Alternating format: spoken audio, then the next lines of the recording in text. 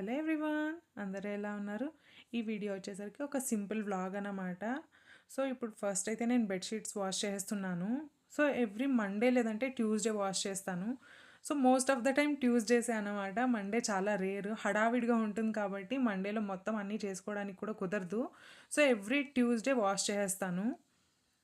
And ఇంకా ఈ bedsheets అంతా ఇలా తీసేసిన తర్వాత నేను ఇక్కడ కొంచెం క్లియర్ చేసుకుంటానన్నమాట.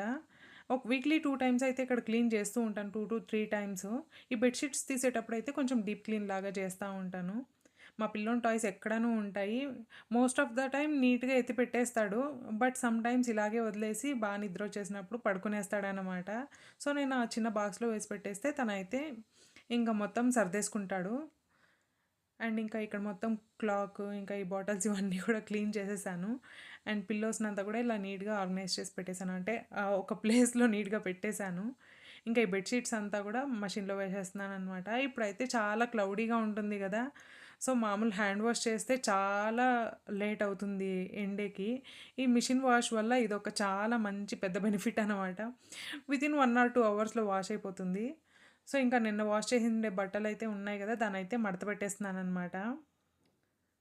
సో కంప్లీట్ 1 డే పెట్టేస్తే మంచిగా డ్రై అయి ఉంటుంది. అందుకే ఇప్పుడు తెచ్చింది అలాగే మడిచి పెట్టేస్తే సరిపోతుంది. లేదంటే అది స్టాక్ అవుతూనే ఉంటుంది, ఒక పెద్ద పైల్ అయిపోతుంది. అందుకే నేను అప్పటిదప్పుడే ఫోల్డ్ చేసేస్తాను మోస్ట్ ఆఫ్ ద టైము. చాలా రేర్ స్టాక్ అయిపోతుంది. అండ్ ఇంకా అన్నీ కూడా ఇలా లాక్ వేసి మడిచిపెట్టేస్తానమాట. ఎస్పెషల్గా మా ఆయనది, మా పిల్లోంది. వీళ్ళిద్దరే కొంచెం నీట్గా పెట్టుకోరు. అంటే ఒకసారి మడత పోయిందా ఇంకా అది చూడ్డానికి కూడా బాగోదు కాబట్టి నేను వాళ్ళదైతే ఇలా నీట్గా ఫోల్డ్ చేసి పెట్టేస్తాను. ఇంకా బెడ్షీట్స్ కూడా వాష్ అయిపోయినాయి. అండ్ మాకైతే ఈ ఫ్రూట్స్ కేరళ నుంచి వచ్చిందనమాట. ఈ మ్యాంగో అయితే ఎంత పెద్దగా ఉందో, అరోమా కూడా మంచిగా వస్తూ ఉంది. అండ్ ఇది వచ్చేసరికి అవకాడో. నేను ఎప్పుడు ఇంపోర్ట్ చేసుకునేదే అవకాడో, మనకి లోకల్గా దొరకదనుకున్నాను. బట్ ఇది కేరళలో కూడా పండిస్తారంట, నాకైతే ముందు తెలియదన్నమాట. సో ఈరోజు దీంతో ఒక మంచి రెసిపీ చేసుకుందాం అనేసి అయితే ట్రై చేస్తున్నాను. 2 కాయలు అయితే తీసుకున్నాను అనమాట. 4 వద్దు, ఇన్ కేస్ మనకి నచ్చలేదంటే వేస్ట్ అవుతుంది కదా అనేసి. బట్ ఫైనల్గా 2 కూడా వద్దు, ఒక్కట్లో ట్రై చేద్దాం అనేసి ఈ ఒక కాయని అయితే చేస్తున్నాను. అండ్ దీని సీడ్ చూడండి, మంచి ఐబాల్ లాగా ఉందన్నమాట, యూనిక్గా. అండ్ దీని వచ్చేసరికి బటర్ ఫ్రూట్ అంటారంట. నిజంగానే బటర్ లాగానే కొంచెం జారుతూ ఉన్నట్టు ఉంటుంది. సో వెస్ట్రనర్స్ చేస్తారు కదా శాండ్విచ్, అలా చేద్దామనేసి ఈరోజు చపాతీ రోల్ చేద్దాం అనుకున్నాను. సో బ్రెడ్ అయితే ఈరోజు వద్దులే అనేసి, ఎప్పుడో ఒకసారి బ్రెడ్ ప్రిఫర్ చేస్తాను, రెగ్యులర్గా అయితే బ్రెడ్ ప్రిఫర్ చేయను అనమాట. సో ముందుగా అవకాడోనంతా ఇలా మ్యాష్ చేసి పెట్టుకున్నాను.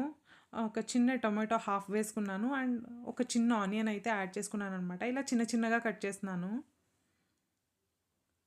సో ఫస్ట్ టైం తింటున్నాము చేస్తున్నాము కాబట్టి కొంచెం ఎగ్జైటింగ్గా ఉన్నింది. కొంచెం అబ్బా బాగాలేదంటే ఎలాగరా అయ్యా అనిపించింది.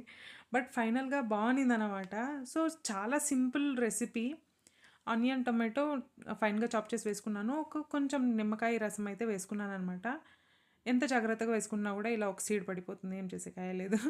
ఇంకా దీంట్లోనే కొద్దిగా ఉప్పు, కొంచెం పెప్పర్ పౌడర్ అయితే యాడ్ చేసుకున్నాను.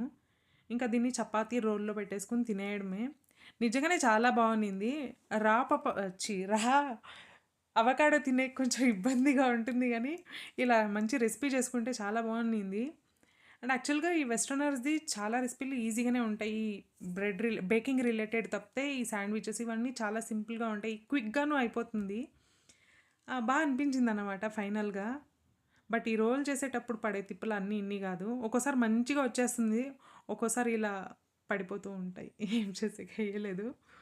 సో రెసిపీ అయితే 10/10 అనమాట. బాగా నచ్చింది. మీకు కనుక నచ్చింటే మీరు కూడా ట్రై చేయండి దొరికిందంటే. అండ్ వీడియో కనుక నచ్చితే తప్పకుండా లైక్ చేయండి, ఛానల్కి సబ్స్క్రైబ్ చేయండి. Thank you so much for watching. Bye bye.